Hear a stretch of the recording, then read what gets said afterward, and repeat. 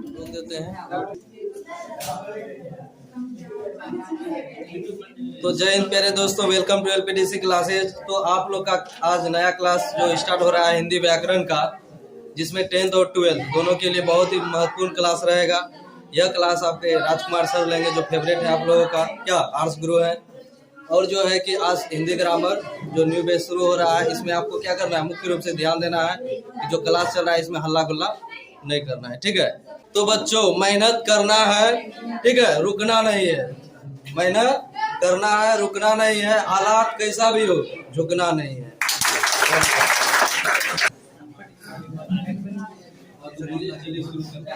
चलिए शुरू करते हैं हिंदी व्याकरण। देखिए हिंदी व्याकरण में सबसे पहले हम लोग पढ़ेंगे भाषा। क्या पढ़ेंगे? भाषा। क्योंकि व्याकरण, देखिए व्याकरण किस पर लागू होता है? भाषा पर। व्याकरण किस पर लागू होता है? व्याकरण मतलब किसी भी भाषा पर लागू होगा ना, चाहे वो हिंदी भाषा हो या अंग्रेजी भाषा हो या संस्कृत भाषा हो, ठीक है। सबसे पहले हम क्या पढ़ेंगे? भाषा के बारे में। देखिए भाषा समझते हैं, भाषा क्या है? भाषा जो शब्द है ये पहले बना है भास धातु से। किससे बना है? भास धातु से। किससे? भास धातु। धातु मतलब क्या होता है? क्रिया होता है। संस्कृत में क्रिया को क्या कहते हैं? धातु कहते हैं ना। तो भास धातु से बना है। और भास धातु जिसका अर्थ क्या होता है? जिसका अर्थ जो होता है, अर्थ होता है विचार प्रकट करना। विचार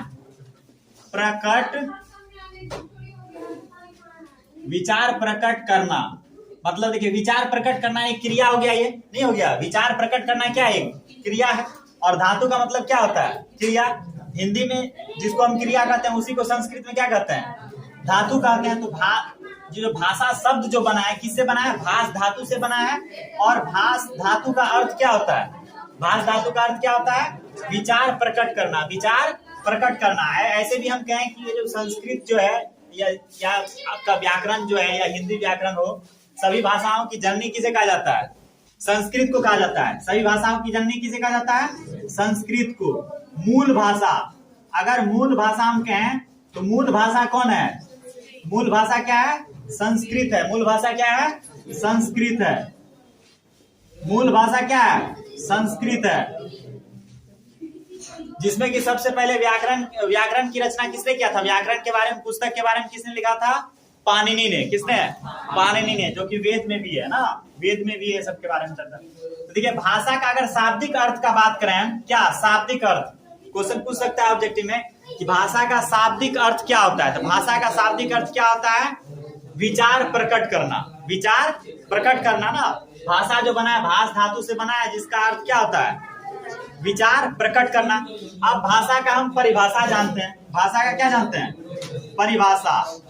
भाषा का परिभाषा, इसको हम डैश दे सकते हैं। भाषा, सबसे पहले आप समझिए भाषा कहते किसको है ना। भाषा किसको कहते हैं? इसके बाद हम व्याकरण पर जाएंगे, तो उससे पहले भाषा को ही समझ लेते हैं अच्छी तरह से। भाषा का मतलब क्या हुआ कि एक व्यक्ति और दूसरा व्यक्ति, मान के लिए एक ये व्यक्ति है, ए है, इधर क्या है? बी है। ए और बी दो व्यक्ति है। ए और बी क्या है? दो व्यक्ति है। ये दोनों व्यक्ति के बीच मान के चलिए इसके मन में क्या है? कोई विचार है। इसके मन में क्या है? कोई विचार है। और इसके मन में भी क्या है?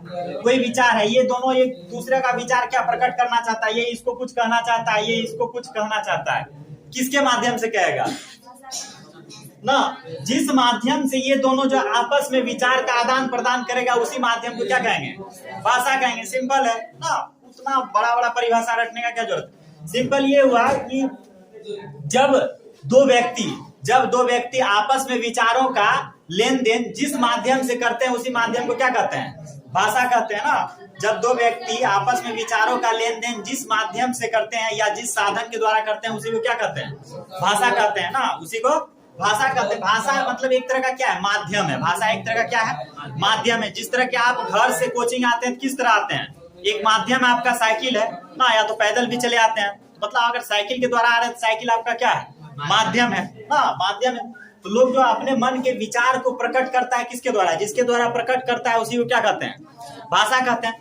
अब बात यह है कि जरूरी है कि इधर एक व्यक्ति रहेगा और इधर भी एक व्यक्ति रहेगा, नहीं हो सकता है। इधर बहुत सारा व्यक्ति होगा, इधर अनेक व्यक्ति होगा, इधर एक ही व्यक्ति होगा। जैसे मान के लिए नेता जो भाषण देता है मंच पर, तो क्या एक ही व्यक्ति, नेता तो एक व्यक्ति है एक साइड, लेकिन आगे उसके आगे क्या रहता है, हजारों व्यक्ति रहता है। हाँ, हजारों व्यक्ति रहता है एकदम। उसको वो क्या करता है, अपने मन का विचार प्रकट करता है कि इस बार के चुनाव में हम आपको ये कर देंगे, वो कर देंगे। जो भी वो भाषण देता है ना, तो वो भी क्या है, वही क्या है, भाषा है। मतलब भाषा में मतलब क्या है, एक साइड एक व्यक्ति हो सकता है और दूसरा व्यक्ति क्या, दूसरा व्यक्तियों का समूह हो सकता है। दूसरा क्या हो सकता है, व्यक्तियों का समूह हो सकता है ना, दूसरा व्यक्तियों का समूह। इसका अगर हम परिभाषा कहें तो व्यक्ति या व्यक्तियों का समूह, व्यक्ति या व्यक्तियों का समूह के बीच विचारों का आदान प्रदान जिस माध्यम या साधन के द्वारा होता है उसे क्या कहते हैं, भाषा कहते हैं ना। इसमें क्या हो सकता है, व्यक्ति क्या होगा, व्यक्ति या व्यक्तियों का समूह ना, व्यक्तियों का समूह, व्यक्ति या व्यक्तियों का समूह विचारों का आदान प्रदान ना, विचारों का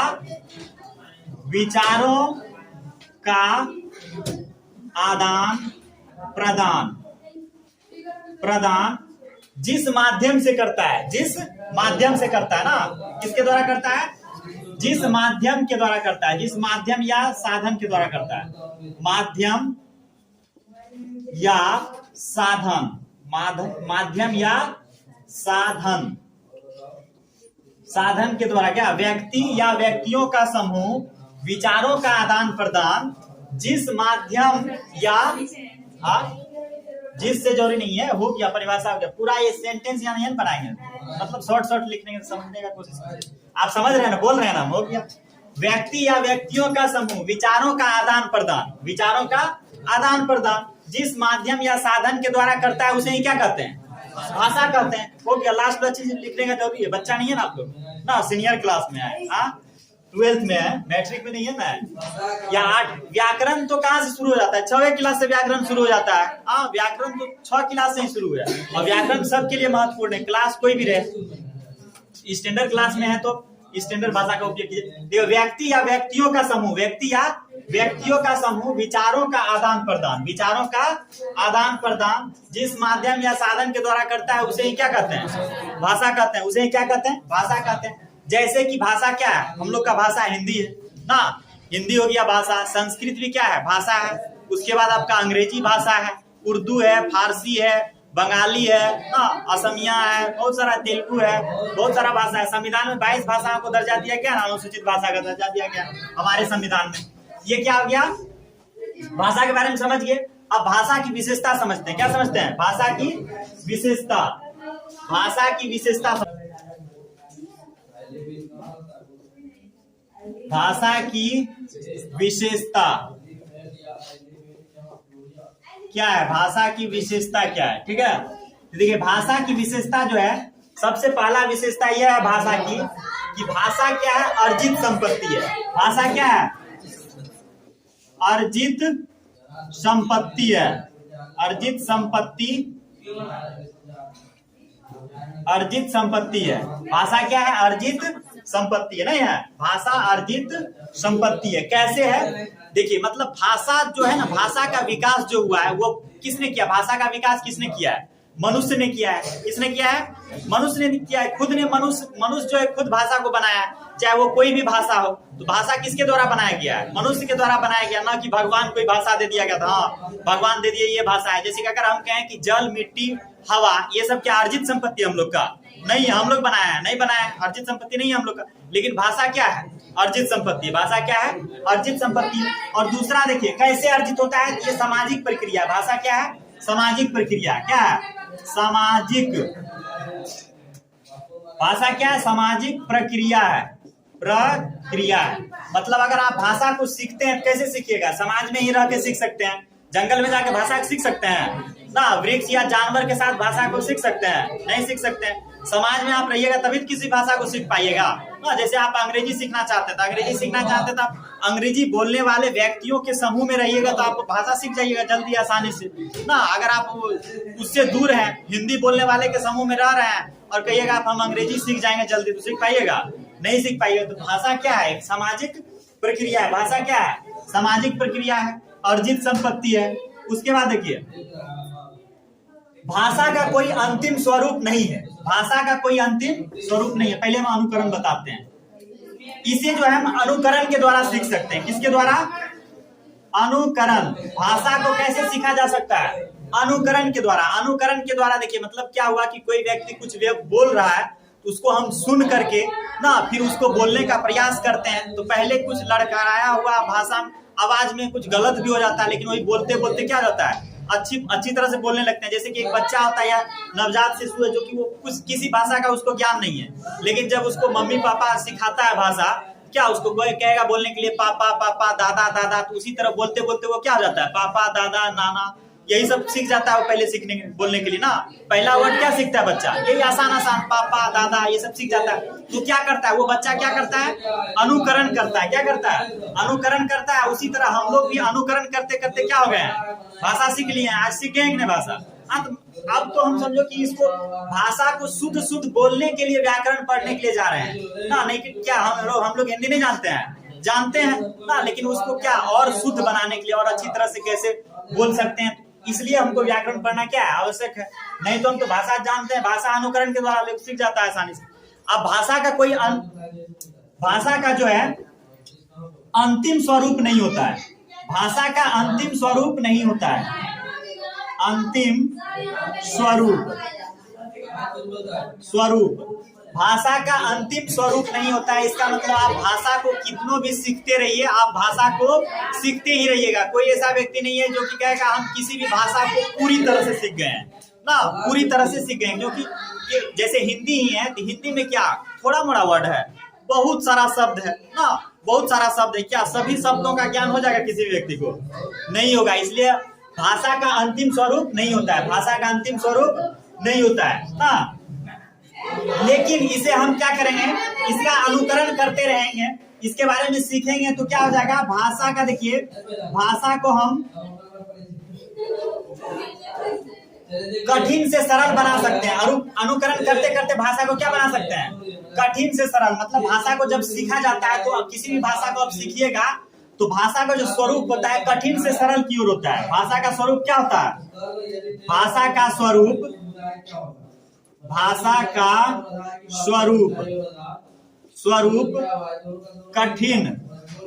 कठिन से सरल की ओर होता है। क्या होता है, कठिन से सरल होता है। मतलब आप कोई भी भाषा अगर सीखने का प्रयास करते हैं शुरुआती में तो आपको वह भाषा क्या लगेगा, कठिन लगेगा। लेकिन जैसे जैसे उस भाषा को आप सीखते जाइएगा, जानते जाइएगा तो वो भाषा क्या हो जाएगा, आपके लिए आसान हो जाएगा। जैसे अभी हम लोग हिंदी जानते हैं, हिंदी हम लोग के लिए कठिन है नहीं है, आसान है। लेकिन जो अभी मान के चलो अगर अंग्रेजी नहीं जानते अच्छी तरह से बोलने के लिए तो क्या अंग्रेजी कठिन है कि नहीं हम लोग? और अंग्रेजी अगर हम सीखने का प्रयास करेंगे तो शुरुआती में क्या होगा, कठिन होगा, उसके बाद क्या हो जाएगा, धीरे धीरे आसान हो जाएगा, धीरे धीरे आसान हो जाएगा। तो किसी भी भाषा का जो स्वरूप होता है वो क्या होता है, कठिन से सरल की ओर होता है। कठिन से क्या होता है, सरल की ओर होता है। और भाषा क्या होता है, परिवर्तनशील होता है। भाषा क्या होता है, परिवर्तनशील होता है।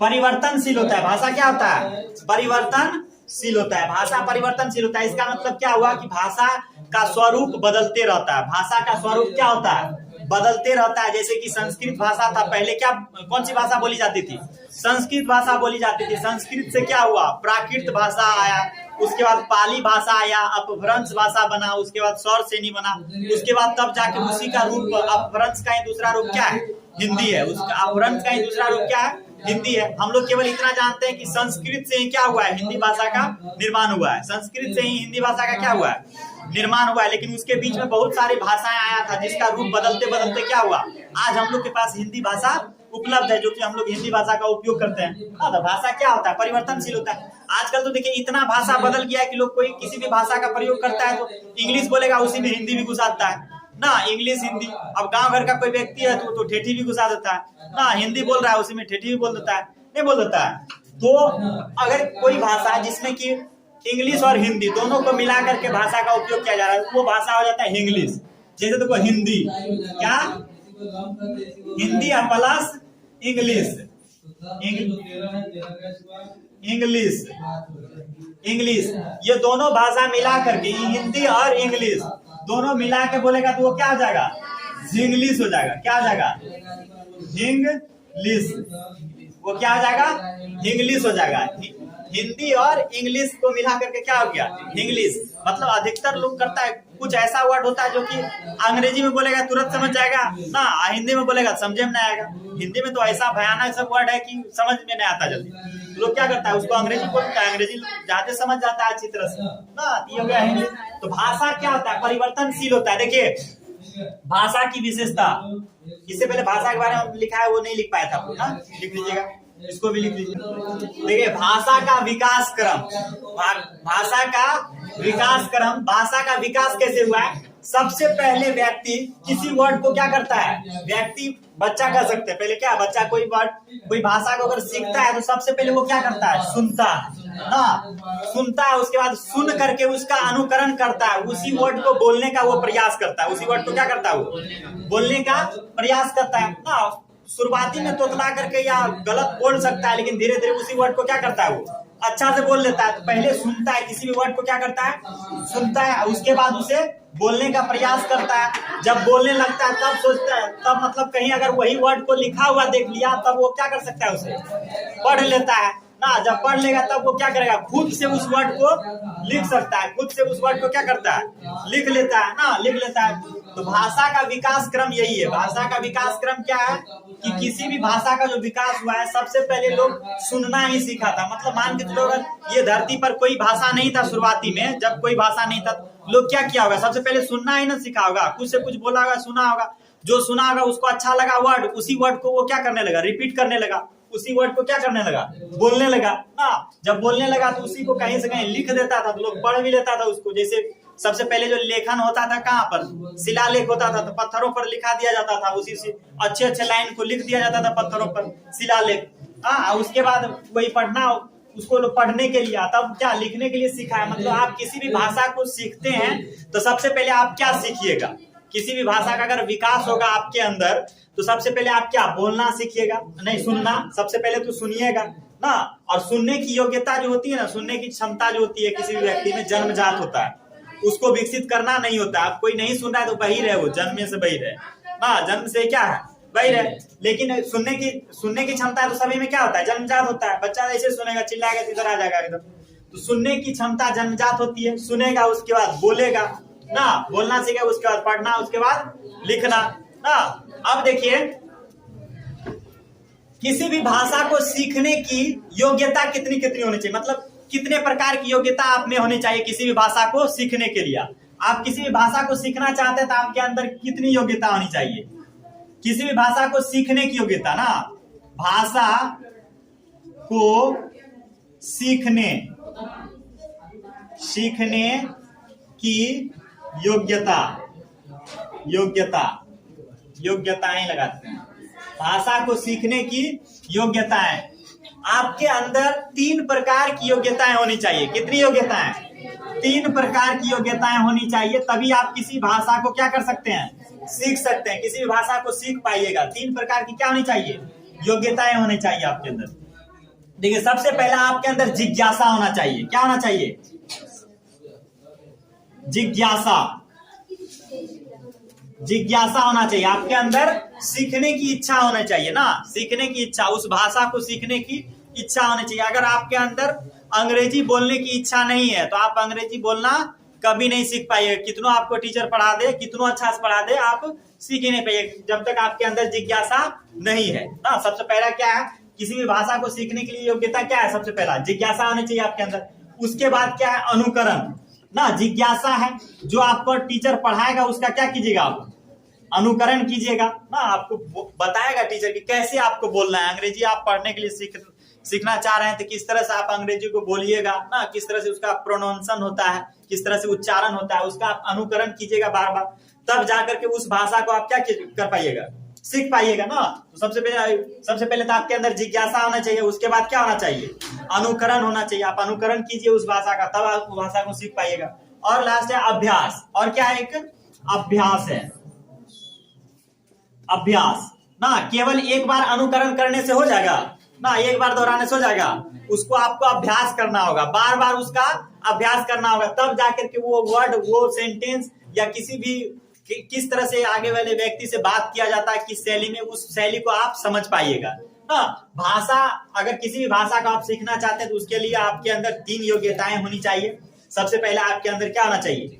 जिज्ञासा होना चाहिए ना। उसके बाद आप जिज्ञासु हैं सीखने के लिए, तब आप उसको क्या कीजिए, बार बार अनुकरण कीजिए उसका ना, अनुकरण कीजिए। एक बार केवल अनुकरण करने से नहीं होगा, आप उसको उसका आपको क्या करना होगा, अभ्यास करना होगा, मतलब प्रतिदिन, मतलब बार बार उसको दोहराना पड़ेगा, अभ्यास करना होगा, तब जाके आप किसी भाषा को क्या कर सकते हैं, सीख सकते हैं। अब देखते हैं भाषा के प्रकार, क्या देखते हैं, भाषा के प्रकार।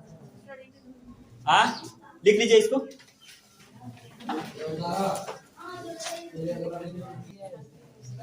देखिए भाषा के प्रकार, भाषा कितने प्रकार के होते हैं? 3 प्रकार के होते हैं। मौखिक भाषा, लिखित भाषा और उसके बाद सांकेतिक भाषा। यहाँ बार बार हमको भाषा लिखने का जरूरत है नहीं, शॉर्टकट चलिए, आजकल लोगों को समय नहीं, उतना वर्ड लिखना नहीं चाहता है ना। भाषा कितना प्रकार का? मौखिक, लिखित और सांकेतिक। मौखिक, लिखित, सांकेतिक, 3 तरह का भाषा होता है। जिसमें कि अगर हम कहें कि सबसे आसान कौन सा भाषा होगा, सबसे आसान कौन सा भाषा होगा? सबसे आसान मौखिक भाषा होगा। कौन सा होगा? मौखिक भाषा है। कुछ नहीं, चमड़ा का मुंह कुछ बोल देगा, हाँ, आदमी नहीं कर देता है, चमड़ा का मुंह बोली तो लिखा लिया, करीब दिखा। देखो मौखिक भाषा आसान होता है। मौखिक भाषा क्या होता है? आसान होता है, क्योंकि बिना पढ़ा लिखा व्यक्ति भी तो किसी भी भाषा का प्रयोग कर लेता है। हाँ, एक मजदूर है बिहार का, गया था उधर तमिलनाडु में काम करने के लिए, वहां ऐसे सुनते सुनते बोलते बोलते अंग्रेजी सीख गया। यहाँ कितना 4 महीना से कोचिंग कर रहा है, बच्चा नहीं सीख रहा है अंग्रेजी बोलने के लिए। हाँ, तो मतलब क्या है, मौखिक जो है ना, आप सुन करके और बोलते बोलते क्या किसी भाषा को जल्दी से क्या सीख जाते हैं। सबसे आसान है मौखिक भाषा। उसके बाद है आपका लिखित भाषा, उससे क्या है, कठिन है। ये वो पत्र कर देगा लिखने के लिए तो हालत खराब हो जाएगा ना। कैसे लिखेंगे? मतलब होता है कि लिखने में एक अभिव्यक्ति छिपा हुआ रहता है कि आप लिखिएगा तो आपके लिखावट को आगे वाला पढ़ेगा तो वो क्या सोचेगा कि लिखे ना, कुछ लिखिए ना। उसके बाद वो सांकेतिक भाषा जो होता है, सांकेतिक भाषा सबसे कठिन होता है। सांकेतिक भाषा क्या होता है? सबसे कठिन होता है। क्यों कठिन होता है? क्योंकि इसका संकेत कोई फिक्स नहीं होता है। इसका संकेत कोई फिक्स नहीं होता है, हमेशा क्या होता है, बदलते रहता है। समझते हैं हम सबको। अब देखो मौखिक भाषा में क्या होगा, ध्यान दीजिए, तीनों के बारे में हम जानते हैं विस्तार से। मौखिक भाषा में क्या होगा? अच्छा देखिए, मौखिक भाषा का अगर वार्तालाप हो रहा है तो एक व्यक्ति क्या करेगा, बोल करके अपने विचारों को प्रकट करेगा। कोई भी एक व्यक्ति, एक साइड का व्यक्ति क्या होगा, एक पक्ष का व्यक्ति क्या करेगा, अपने विचारों को बोलकर प्रकट करेगा, और दूसरा व्यक्ति का क्या करेगा, उसके विचारों को कैसे ग्रहण करेगा, सुन करके ना, सुन करके। एक व्यक्ति बोल करके अपने विचारों को प्रकट करेगा, दूसरा व्यक्ति उसी विचार को कैसे ग्रहण करेगा, सुन करके। ये कौन सा भाषा हो गया? मौखिक भाषा हो गया। मौखिक भाषा में क्या होता है, एक पक्ष का व्यक्ति क्या करता है, अपने विचारों को बोलकर प्रकट करता है, व्यक्त करता है, और दूसरे पक्ष का व्यक्ति क्या करता है, उस विचार को सुन करके ग्रहण करता है। उस विचार को कैसे ग्रहण करता है, सुन करके। हो गया मौखिक भाषा। मौखिक भाषा का उदाहरण क्या है? मोबाइल पर बात करना क्या है, मौखिक भाषा है कि नहीं? मोबाइल पर बात करना। इंटरव्यू जो लिया जाता है, साक्षात्कार जो होता है, तो वहाँ किस भाषा में होता है? मौखिक भाषा में होता है। लेकिन आपका एग्जाम जो होगा, एग्जाम होगा ना आपका, किस भाषा में होगा? लिखित भाषा में होगा ना। आपका एग्जाम किस भाषा में होगा? लिखित भाषा में होगा।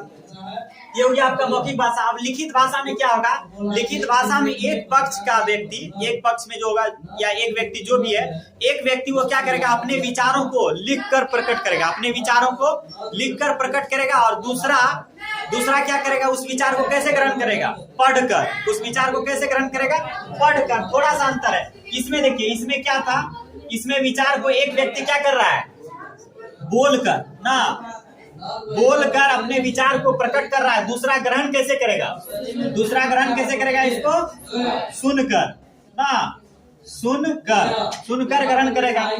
और इसमें क्या होगा, इसमें देखिए, इसमें विचार को कैसे प्रकट करेगा, लिखकर ना, लिखकर विचार को प्रकट करेगा। और ग्रहण कैसे करेगा, दूसरा पढ़कर विचार को कैसे ग्रहण करेगा, पढ़कर। सांकेतिक भाषा में क्या होता है, अब इसका उदाहरण, जैसे उदाहरण जो रही है, यहाँ क्या मोबाइल पर बात करना ना, मोबाइल या टेलीफोन पर बात करना ना, या रेडियो आप सुनते हैं तो किस भाषा का प्रयोग करते हैं, मौखिक भाषा का ही ना। कोई बोल रहा है आप सुन रहे हैं, केवल ना बोल रहा है आप सुन रहे हैं, ये कि संचार के माध्यम से सुन रहे हैं, लेकिन क्या है रेडियो में न्यूज वगैरह देखते हैं तो किस भाषा का प्रयोग करते हैं। कोई ऑनलाइन पढ़ाई कर रहा है किस भाषा के द्वारा, मौखिक भाषा ही सुनता है ना, वो अधिकतर सुनता है। इसका क्या गया, बात करना, मोबाइल पर बात करना, लिख देते हैं मोबाइल पर बात करना, बात करना, मोबाइल पर बात करना क्या हो गया, मौखिक भाषा का उदाहरण है, बहुत सारा उदाहरण है। और लिखित भाषा में क्या हो जाएगा, लिखित भाषा का देखिए उदाहरण क्या होगा, समाचार पत्र। समाचार पत्र क्या है, समाचार पत्र या आवेदन पत्र ना, या आवेदन पत्र, समाचार पत्र, आवेदन पत्र भी हो जाएगा, नहीं हो जाएगा। एक एक उदाहरण लीजिए ना, समाचार पत्र, आवेदन पत्र, ये सब क्या है, लिखित भाषा है ना, लिखित भाषा में। अब देखिए सांकेतिक भाषा में क्या होता है, ध्यान दीजिए, सांकेतिक भाषा में क्या होता है कि एक व्यक्ति, मतलब एक व्यक्ति का पक्ष, एक व्यक्ति जो है अपने विचारों को कैसे प्रकट करेगा, इशारों के द्वारा, विचारों को इशारों के द्वारा प्रकट करेगा ना, अपने विचारों को इशारों के द्वारा प्रकट करेगा, और दूसरा व्यक्ति उसके विचारों को कैसे ग्रहण करेगा, इशारों में ही ग्रहण करेगा, इशारों में ही ग्रहण करेगा। वो क्या हो जाएगा आपका सांकेतिक भाषा। इसमें मतलब सबसे महत्वपूर्ण क्या है, इशारा। क्या है, इशारा। इशारा के द्वारा ही क्या व्यक्ति विचार प्रकट कर सकता है और ग्रहण भी करेगा, इशारा के द्वारा ही। हाँ, अब देखिए, आप कहिएगा सांकेतिक भाषा का कहाँ प्रयोग होता है, आप लोग को लगता है कि सांकेतिक भाषा का प्रयोग होता है। क्रिकेट के मैदान में एम्पायर जो होता है वो क्या करता है, सांकेतिक भाषा का प्रयोग करता है, नहीं करता है। अगर एक उंगली उठा दिया तो इसका मतलब क्या हो गया, आउट ना। वो बोलता है कि चिल्लाता है आउट आउट आउट, सबको बोलता है, नहीं बोलता है, लोग समझ जाता है आउट हो गया, छक्का चौका सबका वो क्या करता है, इशारा में बात करता है। अब सांकेतिक भाषा कठिन क्यों होता है कि जो व्यक्ति सांकेतिक भाषा का प्रयोग कर रहा है, सुनने वाला व्यक्ति, आगे जो समझने वाला व्यक्ति, उसको भी उस संकेत का पता होना चाहिए, नहीं तो संकेत का अलग अलग मीनिंग हो जाता है, कोई फिक्स नहीं है संकेत का मीनिंग ना। आपको कहेगा ऐसे ऐसे हम कर रहे हैं, क्या मतलब हुआ इससे, क्या मतलब हुआ, आपको कहेगा डमरू बजा रहे हैं, लेकिन हम कहेंगे नहीं हम डमरू नहीं बजा रहे, हम कहेंगे तुमको मना कर रहे हैं, नहीं होगा काम ना, तो समझो मना कर रहे हैं। या जो ट्रैफिक पुलिस जो होता है, इधर सुनिए, ट्रैफिक पुलिस जो होता है वो क्या करता है, एक गाड़ी को ऐसे रोकता है और दूसरे को क्या करता है, पास देता है, जाइए जाइए। वहां भी वो क्या करता है, सांकेतिक भाषा का प्रयोग करता है। किस भाषा का प्रयोग करता है, सांकेतिक। और देखिए, कहीं पर रास्ते में जो होता है, सड़क पर जो टर्न होता है, टर्न जब होता है, मोड़ होता है, तो वहां पर साइड में लगा हुआ रहता है, बोर्ड लगा हुआ रहता है, इस तरह से बोर्ड नहीं लगा हुआ रहता है, इसमें ऐसे तीर मारा हुआ रहता है, आगे से रोड जो है ना, सड़क क्या है, घुमा हुआ, संकेत में आपको क्या कर दिया, बता दिया। तो इसमें क्या है, सांकेतिक भाषा का प्रयोग है कि नहीं, सांकेतिक भाषा का प्रयोग है इसमें, है कि नहीं। यहाँ उदाहरण में यही लिख देते हैं, उदाहरण में यही लिख देते हैं। हाँ, देखो यहाँ घूम जाओ जाके, ये हो गया सांकेतिक भाषा, नहीं हो गया, लिख लीजिए। ये सब परिभाषा नहीं पूछता है, व्याकरण में परिभाषा नहीं पूछता है, केवल समझना है आपको और उसको क्या करना है, ऑब्जेक्टिव को सॉल्व करना है, ऑब्जेक्टिव ही केवल रहता है।